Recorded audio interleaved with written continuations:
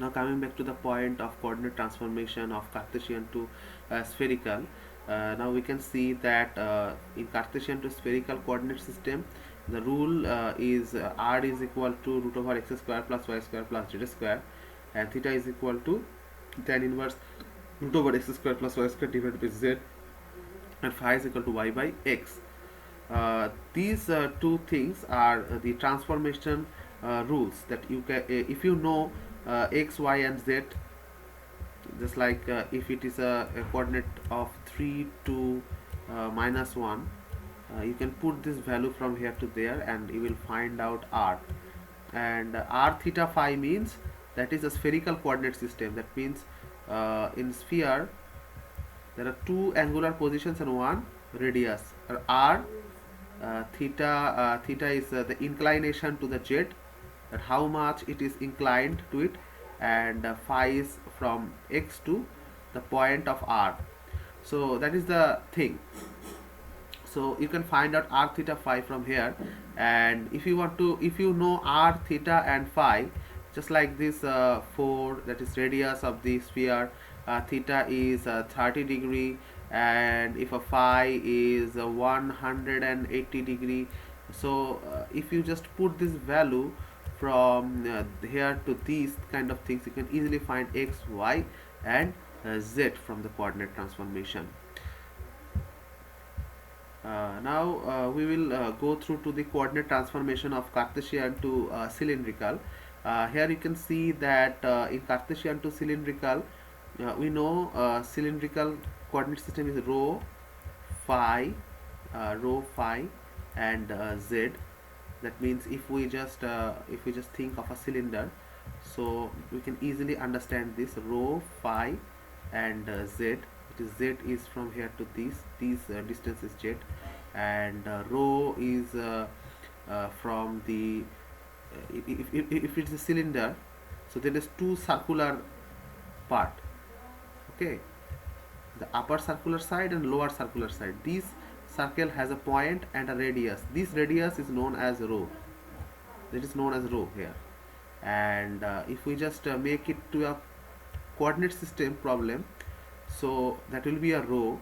And if the rho is from here to there, that means if the point is there, so if we make a projection from this point to that line, so that will be rho. And rho is uniform because that creates a circle, and the angle between x-axis and rho is theta, phi. The angle between rho and x is phi, that is x and rho, that is phi. And the height from the center of the circle to the upper side of the cylinder is equal to z. So we can write, that is the part of z. So rho is equal to root over x square plus y square, and phi is equal to tan inverse y by x, and z is equal to z. And also if we find out x, that is rho cos phi, y is rho sin phi, and z is equal to z. I will describe it details after the vectorial representations. I will give it to you. Okay. Now coming back to the point of vector representation, just look at this phenomena. That is a matter, that is a cube. Okay, a rectangular cube. So in that rectangular object, that is x-axis, that is y-axis, and that is the z-axis. So there are some unit vectors in x-axis, y-axis, and z-axis. In x-axis, that will be x vector, that is x vector, unit vector, that is y vector, and that is z vector. In some other cases we use I, j, and k. That is I, that is j is for y, and k is for the z. In some other books they recognize these notations, but here we can see that ax, ay, az.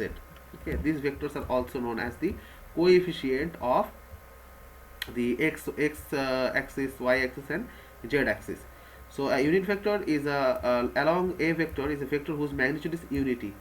That means that is the value of a unit vector is 1.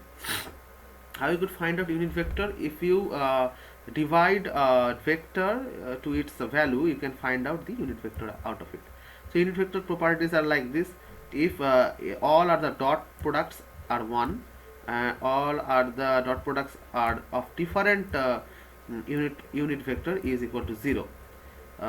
Cause we know the dot product means x cos theta, and cos theta here in x product, that is angle is 0 degree, so cos 0 means 1, so we can find out 1. And xy means that is a angle between x and y is 90 degree, because in that position all vectorical points are orthogonal to each other, that means all are 90 degree to each other. So if you place cos 90, that will be 0. So if it is dot producted by other vectors, it will produce 0. If it is dot producted by same factor or same unit vector, that will produce 1. And the cross vectors, as we know that it shows like uh, what can I say, the clockwise direction. If you have to calculate it like clockwise direction, x, y, and z unit vector. Okay, if you just make a cross product in x and y, you will find out z. If you just y and cross y and z, if you will find x, and if you cross z and x, you will find y. So why it is? Because we know that in cross product, that will be x y sine theta. So sine 90 degree means 1, so x y is z, for z that will produce the another vector upside down. Okay, the third vector. So that is the cross property and the dot property that I have described to you. Now the point come to the next slide, we will understand that how we will calculate the other factors too from here. So now the vector representation is like that. If it is a point here, so the point will be x1, y1, and z1. Okay, so you can write that a is equal to x, that's the vector representation. X is a unit vector, and that is the coefficient of x vector. Y z az. That means if it is 3, 2, and 1, 3 comma 2 comma 1, so the unit vector will be a vector is equal to 3x vector, 2 y vector, and 1 z vector. Okay, and the magnitude is very much similar to that, the square root of all the values, root over that.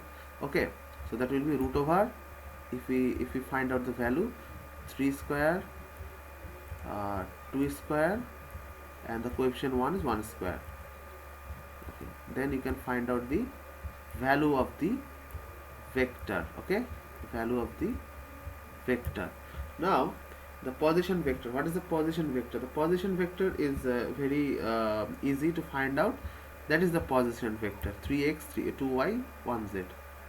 You have to go through 3 here, 2 here, and 1 to find out the actual position.